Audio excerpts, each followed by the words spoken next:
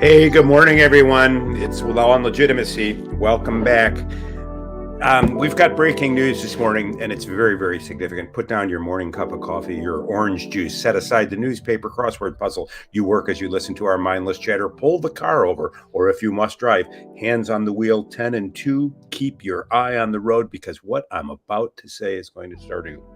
Effective tomorrow, there will be no more Law and Legitimacy. Mike and I are giving up our podcasting and legal careers to become NFL quarterbacks. That's right. I'm going to walk on to any training camp that I can find, that Mike will help me find them.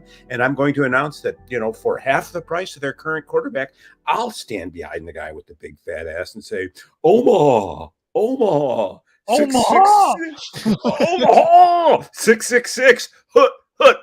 And they can put the ball in my hand. I'll run backwards and I'll undoubtedly be creamed.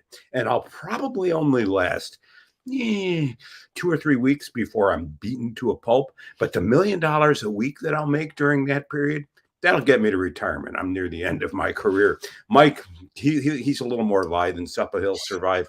But there's a lot going on in the NFL. And, the business of sports is not something that I've ever spent a lot of time understanding. I have friends who do sports agency, and they tell me amazing stories. But I also view the young men and women who play professional sports as amazing physical specimens. They have a short shelf life because they're injury prone, given the strains to which they put their subject their bodies. And nowhere is that more true in the NFL. But there's a startling set of stories this morning that suggested. And think about this. I know we'll get to the NFL, but what Matthew puts in the YouTube chat. What's up, Matt? Kylian Mbappe just got $776 million from a Saudi Arabia soccer club. And Matt, you can correct me if I'm wrong. I think it was they just asked him to play one season. Wow. Well, I'll tell you, Omaha. I mean, I'm going to next time I'm in court and somebody's giving me a hard time and I'm rising to my feet to disrupt the proceedings with yet another objection, I'm just going to stand there and say, Omaha, 666. Let the judge look at me. I'm going to say, Judge, give me $1 million. But what's the story? Why are running backs doing so poorly this year by contrast to quarterbacks, Mike? Is it that there are so many of them and that they're injury prone in ways that quarterbacks are not? Because the disparity. Let's slow down for just a second. The NFL, it's a quarterbacks league for sure. And Justin Herbert, even though the headline here is that, he gets, I guess the most average salary per year now. I think it's like $52.5 million per season. He signed a 5-year extension worth $262.5 million. And that gives him that average salary of about $52.5 million. Quarterbacks have really, the market was reset when Patrick Mahomes, which everyone knows that name by now, signed a 10-year, $500 million deal several seasons ago, right? Yeah. And even though that makes Patrick Mahomes, I think, a little, fall down a little on this list at like 40 mil or 45 million a year when all the incentives and upfront guarantees and stuff like that are worked out, you got to think that 45 million a year for a decade still ranks him, way up there as the most valuable quarterback on any NFL franchise. And the reason is pretty simple, right? We've seen the NFL in recent years begin to really favor offensive production because the NFL at the end of the day is putting a product on the field. It is first and foremost an entertainment vessel, right? Well, and Patrick Mahomes it might arguably be the most entertaining player in the sport to watch. I mean, and I hate to be such a fan, but here it is. When I'm watching him at quarterback, I'm also thinking about the commercials that he's doing and his goofy, zany personality. And I'm thinking, man, it must be kind of fun to be in a huddle with him. And when you're at Showtime at the Apollo, the clock's running down and you've got only so many minutes to produce a miracle. That guy's magic, in my view. Well, yeah. And one of the really interesting things about Patrick Mahomes has become the sort of carousel at wide receiver. And I mean that in the last couple of seasons, since they traded away Tyreek Hill, his main option has been, the best tight end in the league in Travis Kelce.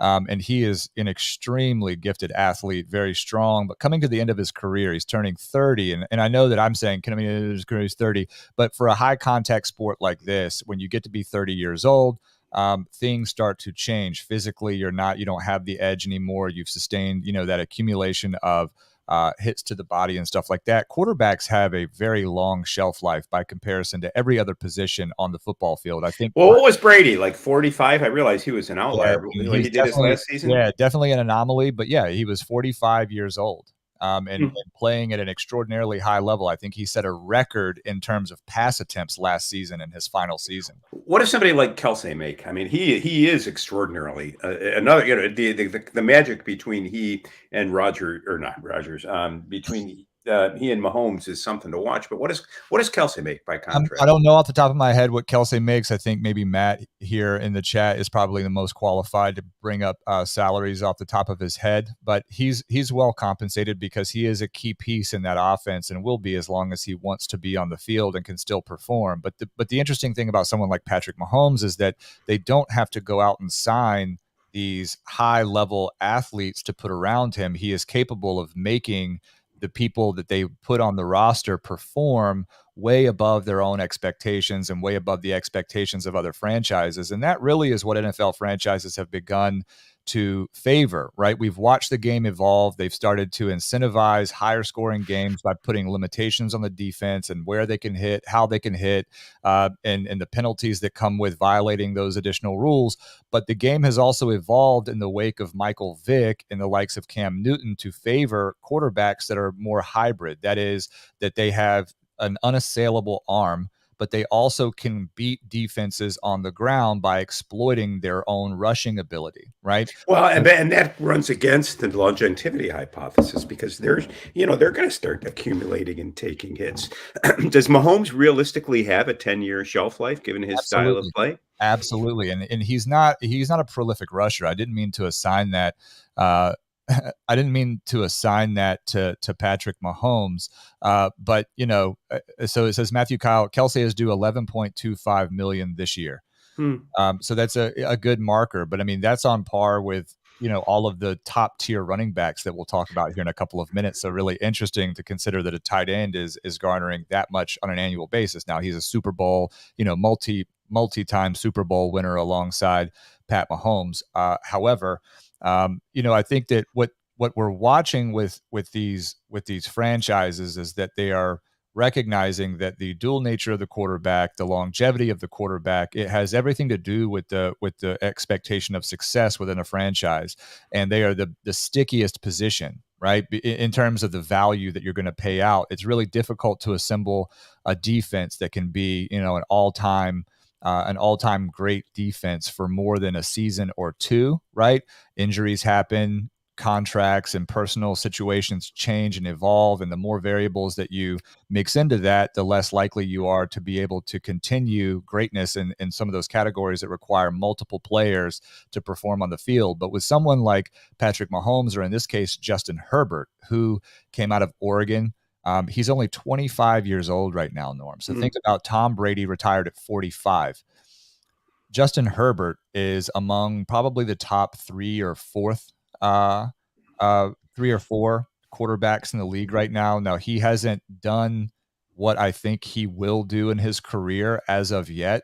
Last year, he had on paper, had a perfect situation heading into the season, but was marred with injuries of his own and then injuries to those around him. But there are massive expectations on this. And here's the real story, right? Because people are up in arms about another position. And it is The running back. And I don't understand that. According to the article you sent me this morning, there are just a handful of guys making money that is eye popping. And I mean, all these salaries are fantastic by contrast to what we workaday slobs earn, and we do okay as lawyers. But why? Running backs are marquee positions. I mean, these guys are going to carry the ball, maybe 15, 20, maybe 25 times if they're a workhorse a game, and they're going to put up some serious yards and they're going to score a lot of touchdowns. I mean, why are they comparatively on the short end of the massive money stick in the NFL? This is why I put the title slide there, that the quarterback are running back pay comparisons offer a broader view of the market economics because, the running back position is much more plentiful. That is, there are more running backs to choose from, more quality running backs to choose from that can do relatively the same job. And anybody listening to this who's, I guess, sensitive to trying to push that running back value up is going to perhaps hear that I don't care about running backs. That's not the case at all. I can recognize the greatness of someone like Derrick Henry, who's there on the screen, or Christian McCaffrey, who is the highest paid running back in the league right now, or even Saquon Barkley, who has, he is the reason. He's a franchise player, yeah. Right, and what they did in college, the accolades, etc. But Justin Carta in the chat says durability. That's exactly right. But it's also not only is durability, but it's also that shelf life. Running backs have a very short comparative career to quarterbacks. So the investment that a franchise makes in a running back is always on the backside of their rookie deal. Right. But their rookie deal, those 5 years or perhaps 3 to 5 years of when they first come into the league, where the collective bargaining agreement has already kind of set what the salary markers are for every rookie running back, and every rookie in general that comes into the league is set on some sort of rookie deal based on the collective bargaining agreement between the Players Association and the National Football League.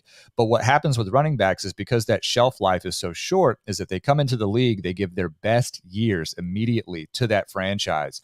And then they're forced into a position at the negotiating table with these franchises where they're asking them to basically compensate them for work rendered, right?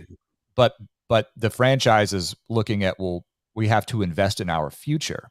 How many running backs? What's the percentage of running backs who survive and are viable competitors after their initial contract? After their rookie deal? I mean, I think it would be relative. It would be a relatively short list. And I want to, Matthew, I know we're in his pocket this morning. So Matt, thank you for offering this stuff. I mean, you're a wellspring of this. But he says Todd Gurley was really the downfall of the huge running back contract. And some may say you could even blame Austin Eckler for how he came in and performed when a prestigious Melvin Gordon held out in 2019. And that's right. Austin Eckler was not a highly drafted. He didn't have keen draft stock, as I would call it. And that's another issue here, right? So your league salaries as a rookie is going to depend on what round you were taken in the NFL draft, if you were even taken in the NFL draft at all, right? That is to say that for example, this year, Atlanta took a running back in the first round, and Matthew already said something about this earlier. He said the running back situation is perfectly defined by what the Falcons just did. They drafted a young guy last year in the third round who ran for over 1,000 yards, and this was his rookie season. And then they turned around this year and drafted yet another rookie running back, and he's the guy out of Texas, Bijan Robinson, and he's now heralded as being sort of a generational talent. But what does that ultimately mean if these franchises can look at what they are trying to do in terms of putting a product on the field that will compete for championships, right? They are valid in investing in someone that is going to be around for a long time, i.e. the quarterback, which is why someone like the Carolina Panthers would have traded away the farm to get the first overall pick, which we covered, right? And take Bryce Young out of Alabama.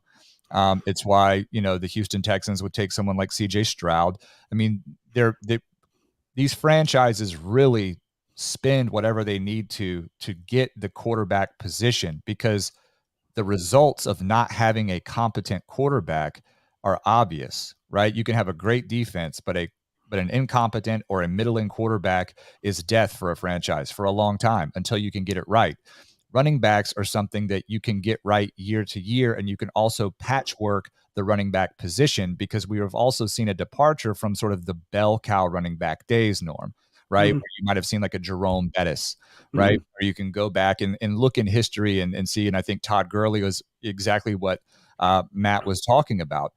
But you can look at those days, and then you can recognize that the game has evolved and shifted. Now running backs are expected to be able to participate in the passing game, right? Not only be a dynamic runner and own the ground game, but also to contribute in the passing game, because it has become such a pass-centric league, right? And so then you get these what are called running backs by committee.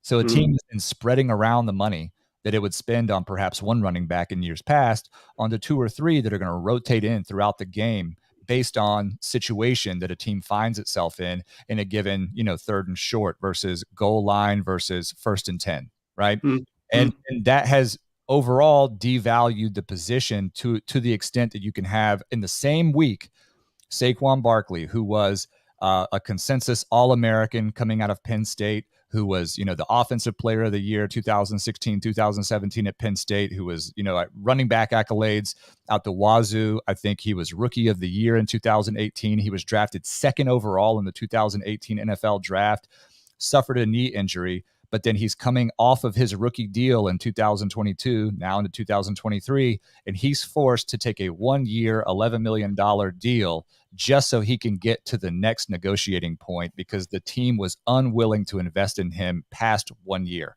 Wow, that's amazing to me. Well, I mean, where can I, as a just fan, read more about the way contracts are formed in the NFL? I mean, I always read anecdotally about rookie deals, and I read these stories. I don't have a larger context to place them in. Is there a web page that does this? Should we be doing it?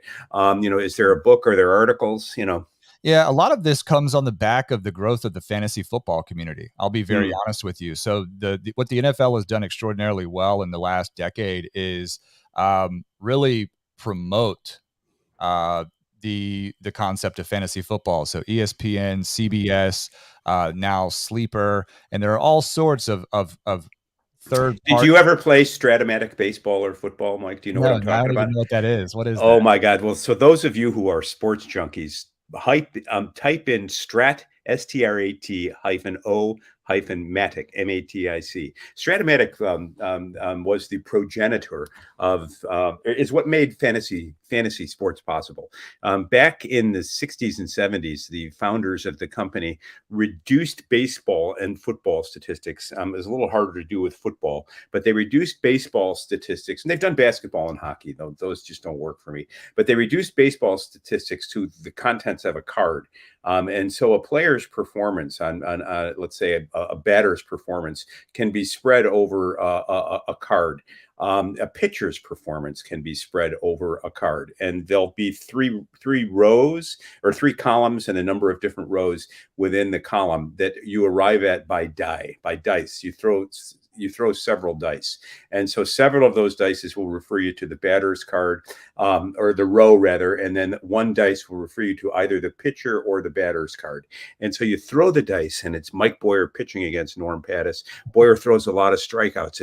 If the die goes by chance to Boyer's card, I'm likely to strike out. If it goes to my card and I'm a prolific home run hitter, I might hit and be more likely to hit a home run. Because home run hitters strike out a lot, I'm likely to strike out too. Well, what's interesting is when you play, a friend of mine named Rick Steiger and I used to play this Stratomatic baseball and football endlessly as kids. And because I'm a nerd, I would keep statistics in a spiral notebook. And the amazing thing is when you get into the dozens, scores, or even hundreds of games, the statistics that a person produced in a given year begin to replicate what they do on the board game. And when the PC era dawned, I was introducing one of my boys to Stratomatic, and we decided to plug in the computer and let 162 game baseball season play itself out. Wow. Of all the teams against one another. And the remarkable thing is that the statistical performance in terms of strikeouts, base hits, averages, so on and so forth. And the metrics are crude.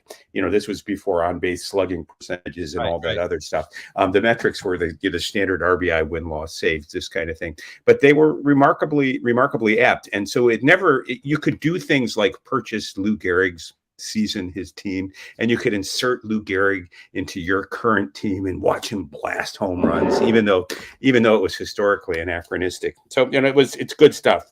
And sports. Yeah, and this is fantasy football. Yes, it's a game, and there are a lot of very serious people out there that would say, it's men paying attention to professional sports and blah blah blah is a waste of time. But fantasy football is interesting. I'm a part of 2 what are known as dynasty leagues, Norm. That is that they're not traditional redraft where every new season you draft a new team and then you just play out that team and then it resets next year. I'm a part of 2 leagues, one which I co-manage. The other has been around a little longer. that the idea is that you've got a group of guys that are willing to build rosters and manage them in a fantasy context for years and years on end, right? So you have the concept of future draft picks in future years. You can make these trades, but all the information that we're talking about with respect to a Justin Herbert or a Saquon Barkley, the change in terms of how the league views offense and stuff like that factors into those that are serious about playing fantasy football and competing at a high level. You are reading that all of that data is relevant, right? Yeah. All right. Understanding a given player's contract situation is imperative, because if you can forecast that there is going to be a holdout in the case of Josh Jacobs this year, or if you can forecast that there's going to be a franchise tag situation in Dallas with Tony Pollard, or if you can forecast that a certain team is going to take a certain quarterback at this position overall, you can begin to manipulate and make moves in that manner. And especially when you attach some sort of artificial salary to a dynasty league like we do, my position is simply that if people were to involve themselves in things like this, they could translate these sort of data analytics skill sets that they're building without even really recognizing that they're doing that into other contexts and other areas of life. That's why I love looking at professional sports. Before I got into craft beer as sort of a vocational pursuit from a legal perspective, I very much wanted to get my foot in the door in the professional sports context. My sports law professor in law school was responsible for assisting bringing the Bobcats franchise to Charlotte, right? After the Charlotte Hornets franchise left and the Bobcats were a thing, he was general counsel for the Bobcats. And his sports law class was thus amazing to sit through and to read cases that were written on precedent set by none other than Tom Brady, right? To understand the Sherman Act as it's seen through in antitrust, for those that don't know the Sherman Act, as it's seen through professional sports franchises, and how the law has cultivated this sort of captive market in and among various sports. I very much wanted to angle, and I think I would have done extremely well with that, but it is all about, where you can get your foot in the door. And one thing I learned, Norm, is that agents on behalf of players don't necessarily have to be attorneys. And attorneys who are also agents, bound by that ethical obligation to the client and that, self-governing profession of law, often lose against agents who are not attorneys because they don't play by the same ethical rules. Anyway, just a little interesting aside. But something for us to continue talking about. I do love talking about the contracts, and I love talking about the broader economy that is something like the National Football League as it tries to expand its reach into places like England and Mexico, which we will see, I think, an unprecedented number of games this year, Norm, played in places like Mexico City, played in places like London, because they do have to continue to grow and to appeal to new audiences. So that's another aspect of the game that we're having to contend with as fans, is that there is a growing consumer base that doesn't necessarily view American football and its lack of finesse historically as being as valuable as something like a Patrick Mahomes doing the sidearm flicks, or Justin Herbert, doing things that are much more clever and fun to watch, as opposed to, a big bruiser behind the line, just sort of like pushing it down the field into a big pile. Right. So, well, and of course, that's my idea of football, since that's what I did when I was a kid. I pushed people around. That's all I knew how to do. My idea of finesse was surviving and knocking somebody on their rear end. But hey, not enough sports. The advice, but maybe not enough sports. So, the next topic we want to hit today is advice to new law students. And, one of our primary pieces of advice is, of course, listen to us, because what you will see on display in today's podcast is two lawyers responding to common events in the world in fundamentally different ways. Mike, one of the things I enjoy most about doing the podcast is Mike has recently, by my standards, within the past 10 years, been out of law school, and his law experience is altogether different than mine.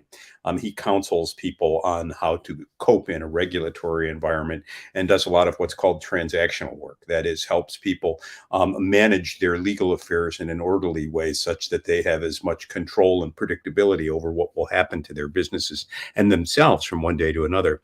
I tap dance on the periphery of chaos. And so, as I listened to Mike, I'm thinking sports law. God, I didn't even know there was such a class. For me, I'm on vacation, but lo and behold, there I was at 6 o'clock on the phone in yesterday evening when yet another guy whose family member was charged with murder was on the phone asking me what I could do. And I said, well, send me the warrant and I'll look at how complex the case is and we'll negotiate a price. And I'll tell you what I think the realistic odds of his doing anything other than 60 years or the rest of his life behind bars are. And so it's two fundamentally different perspectives, but it's the same education.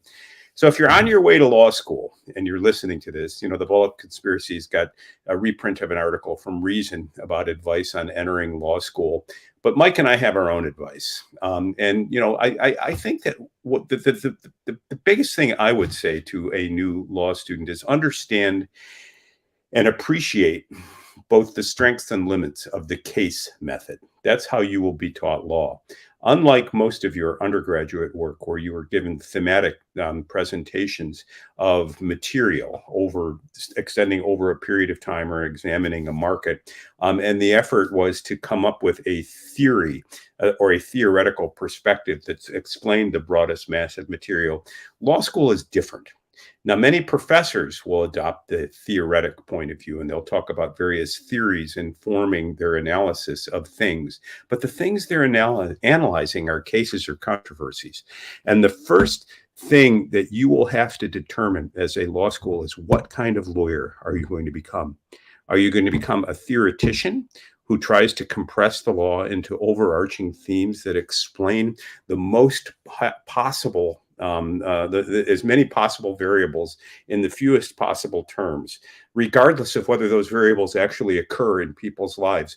Or are you going to be a lawyer who counsels individuals, either in a litigation context, which is what I do, that is, in an active controversy with another party? They either been sued, they're being sued, or they're being prosecuted.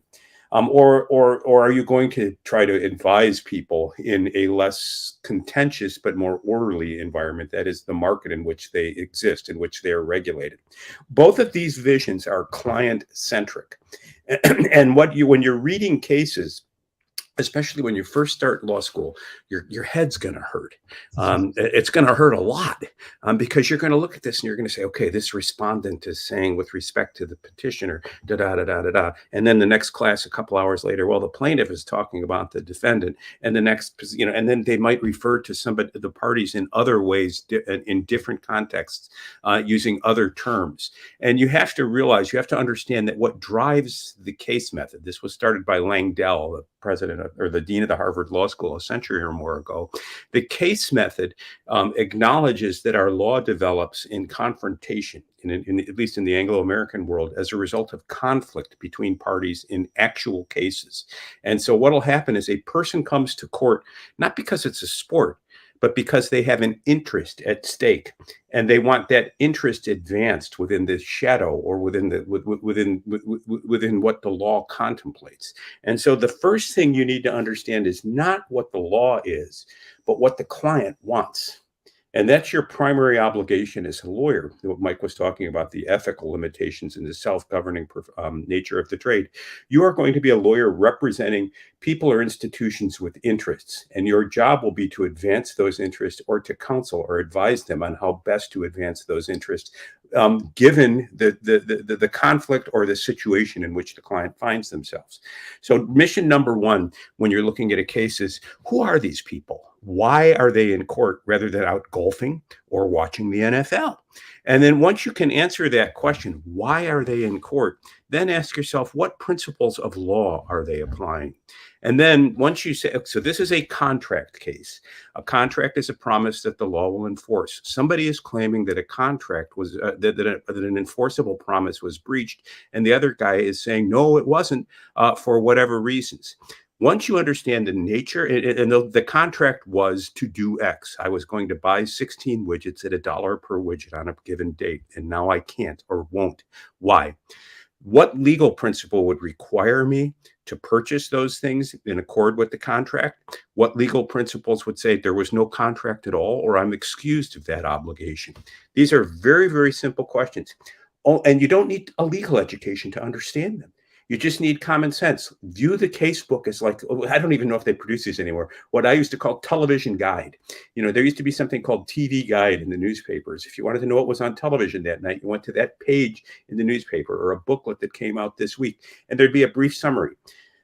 Barbie seeks to ask Ken out to the prom, confounding expectations about who asks whom to go where. Okay, I know what that episode is about.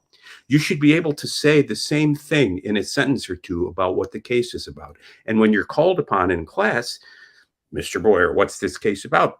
It's about Ken asking Barbie to the prom, and whether that was an appropriate, or Barbie asking Ken to the prom, and whether this violated settled expectations. And what was the conclusion? The conclusion was, and then you talk about the legal principles that are applied to the case. So piece of advice number one to law students is understand individuals, understand their cases or controversy, understand their interests, and then the law will become clear to you. Many students get in a lot of trouble because they bring their undergraduate expectations to the law. They want to go right to the end. It is cruel and unusual punishment to shoot somebody without a hearing. And that's what this case means. Well, that's the conclusion that was the result of the conflict in the case at issue. But what made the conflict real, and why did the court decide what it had to do, and what sources did it rely upon as it made that decision? So that we're breaking it up into baby bites. We'll probably spend a lot of time this next month talking about the case method and about what to expect in law school. But if you're a lawyer in training, save yourself a lot of time and aggravation. Begin by understanding who the parties are, what their interests are, and what they want to see happen. The rest will come and fall into place later. Yeah, and I think that's great advice. I wish I'd had someone to talk to of your caliber before I went to law school. Hey, I wish I knew this crap before I went to law school. Right. It took me about 20 years, And that's why, so that's what informs, I think, my advice here. And you're right. We will continue to talk about this, and and at some point somebody will realize that you and I both take turns speaking in conclusion, rule analysis, conclusion format, whether they recognize that now or not. But my advice is to appreciate what being graded on a curve means before you get to law school. Before I got to law school, I was fortunate enough to have a retired judge, hand me, a pocket guide to the Constitution and a book. And he, on the inside cover of that book, he wrote something to the effect of, remember that a man can move a mountain if he does so one stone at a time. And the message there was that you when you enter law school, you are going to be pressed to your absolute edge in terms of what you think you're able to do, blah, blah, blah. What helped me was the self-awareness of what environments I worked well in, what things I like to do, how I like to do them. But what helped me more than anything was finally understanding what being graded on a curve meant and it formed everything that I just talked about. And being graded on a curve means that, you don't necessarily get the numerical grade that corresponds with, the percentage correct on an exam that you receive, right? It means that you are graded in comparison to how everyone else performed around you in your class. And knowing that the bell curve of grading, forcing a curve, forces a C on any and every single assignment exam that is turned into whatever professor is running your class. Therefore, your effort is so key, right? Your preparation, but your effort, it more than anything, is key in being able to overcome this feeling of inadequacy or feeling like you don't quite get everything about it. Understanding that you're being graded on a curve so that you don't have to be, if you don't have everything perfect, which you do want to have everything perfect, but if you don't have everything perfect, that your preparation and the effort that you put in will on game day come out in the wash, right? That you spending time preparing, you being self-aware to understand, what is going to best position you for success. That's going to be the difference between a B+ and a C, or an A- and a B+, right? Those slight differences in your ability to know who you are, and then know that your effort is going to be what actually can bring you over the hump that you're afraid of not getting over. And another way of looking at it is that unlike mathematics, where there are right answers to equations, at least in elementary and intermediate mathematics, in law school there really aren't right answers per se. Lawyers talk and law students talk about issue spotting. Now think about it for a minute. One of the reasons you used to go into a law office and see thousands of books on the shelf is these were cases and controversies, individual disputes between people with interests in the courts where courts had to make decisions. And they did so by applying general rules and distinguishing the application of when those rules should be applied and finding exceptions to the rules. And so the task, and this is really for several talks down the line, but the task of becoming a lawyer is the task of creative or joyful or playful application of legal doctrines that arise and have arisen over the centuries to your client's interests in the moment. And your test as a lawyer will be how well you can keep your wits about you amid the confusion and the complexity and advance a view of your client's interests that captures the most possible law, that captures as many legal doctrines in the most satisfying and persuasive way possible. And then you might win your case. You might lose and have to take an appeal and say the trial judge was too much of an idiot to understand what I was doing. Perhaps you guys will do it. And we'll talk a lot about the difference between trial and appellate work as well. But the thing that I think Mike is, as I hear Mike talking about being graded on a curve, that should set you free from the expectation that there are right answers, and that what you should be trying to do is understand the complexity of the situations that led people to spend good money and time in their life to go to court, and then evaluate the creativity and the creativeness of the solutions to the problems that you'll see. And you'll realize that from time to time, courts say, yeah, we did it this way for centuries, but now we're going to do it another way because there is a better way. And you could be the person who advances a legal theory in a novel way. Gold Star, Connecticut does this. Quote Robert Jackson, a former Supreme Court justice: "The successful lawyer is one who can think like his opponent." In the end, all good lawyers end up thinking more or less alike. And that's because when you assess a problem, and lawyers call these, and you will soon call these problems, fact patterns, you realize that in the full range of human experience, there are only so many ways to breach a contract. There's only so many ways to kill a person. There are only so many ways to rob a bank. And as you read these cases about murder, breaches of contract, bank robberies, you will become to understand these fact patterns better and better. And when you write an exam question, you'll remember from mathematics, you've got to show proof of your work. A law school exam is entirely about the proof of your work. The conclusions you reach, it's interesting because matter less. Yeah, well, it's interesting because you described it at the beginning as sort of a departure from sort of the mathematical element of tests prior to getting to law school. But I found it to be more akin to math, more formulaic than anything I'd ever experienced outside of something like calculus, right? Because if you've done the work, right, it does set you free. Being graded on a curve can set you free. It can also kill you, right? Because average is average. It can pull you down if you're not prepared, because you can only bullshit your way so far to a certain point in law school. And you will hear all of your peers talking about, I just made it up to a certain extent. But here are two anecdotes. There is a formula to writing essays, but being graded on a curve allows you to explore and illustrate for your professor the work you've put in, because as you said, fact patterns, issue spotting, that kind of stuff. But I think being graded on a curve is one of the most, accepting that, understanding what it means and accepting that is one of the most powerful tools that I was able to grab probably by the end of my first semester in law school, and it guided me the rest of the way. Have fun. Here's two anecdotes, one that reflects some success and one that reflects some failure, and both from my law school career. Property, I found to be one of the most boring courses that that I took, and you'll soon learn the concept of fee simple absolute. That is the best form of title to ownership of a property. That's where you or the person owns a piece of property to the exclusion of the rest of the world for all time. Every other form of ownership is a logical derivative of that. And once you understand fee simple absolute, you're on your way to ace in property. So I wasn't very interested in property. So I get to the property exam and I read the question and I thought, this is just not fun.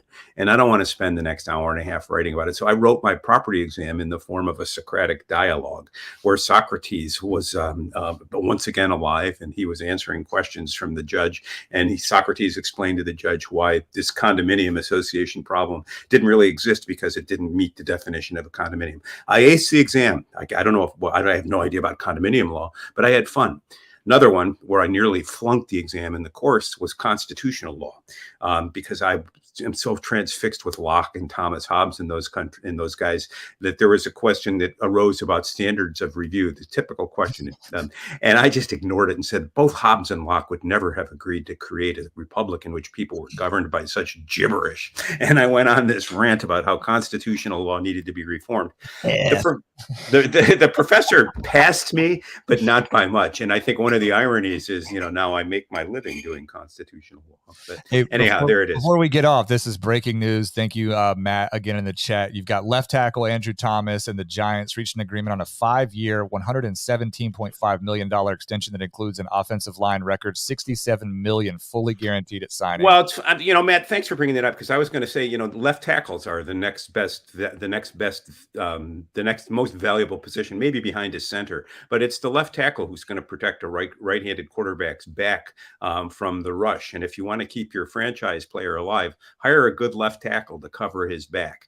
So I'm glad to see the Giants on the line getting the recognition they deserve. And they also have a fairly long career trajectory, even though they're taking a pounding on the line. Yeah. But their extremities aren't exposed to the sort of problems that a running back or quarterback is. And a left tackle can survive a number of years. So congratulations to Andrew Thomas. Yeah, everyone needs a good left tackle, right? In life and in sports, everyone needs a good left tackle. Anyway, Norm, I enjoy this. I enjoy vacation, Norm. I think it's one of my favorite norms. Yeah. So what you guys don't know is, Mike and I usually communicate a little bit the day before, sometimes early in the morning, 5, 6 o'clock. What are we going to talk about today? So I'm on vacation. So I drag myself out of bed at the alarm clock at 7:30 and hear, Mike, are you alive? It's a pulse check, and I'm like, Mike, I'm on vacation. I'm having a hard time caring about anything right now. I just need to know whether I need to send Norm life alert or not. Well, you do. You do. Way up there in the hills. Anyway, we'll be back tomorrow. And as Justin Carter was saying, there's been a few key stories that have been developing over the last couple of days.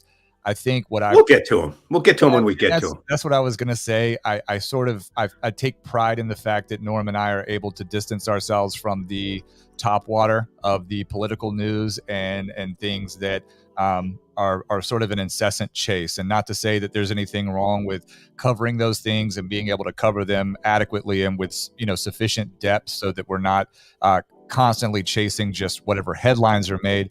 But I think that there is a lot of value in what he and I can do in the form of taking a departure and talking about NFL contracts on a day when, certain other things are breaking around the country that other people would expect us to talk about. Or talking about the things that really matter. Like, it's very wet up here in northern Vermont. We've had a lot of rain. So I was clearing trails yesterday and managed to get my 90 horsepower tractor stuck in the mud. So I'm going to let it sit out. I'm going to let it sit out there for a couple of days while things dry out, I hope. And then I'm going to drive that bad boy back up to the house. So thanks for listening in on Law and Legitimacy, Love it, Norm. All right, we'll see you tomorrow. Thank you, everybody, for being here. You know where to find us. I've got it there on the screen, but every weekday, 8 a.m. Eastern time, we're on Rumble Video, YouTube Live, and X Live. Ooh, yeah. Because Twitter is no more. So are we pornographic now? Now that we're X-rated? Only if you have 3 X tabs open at the same time. But you can find us x.com/lawpod daily. And if you don't catch us live on one of the streams or one of the streaming platforms, you can find us on Apple Podcasts, Spotify, Google Play, Overcast, Audible, etc.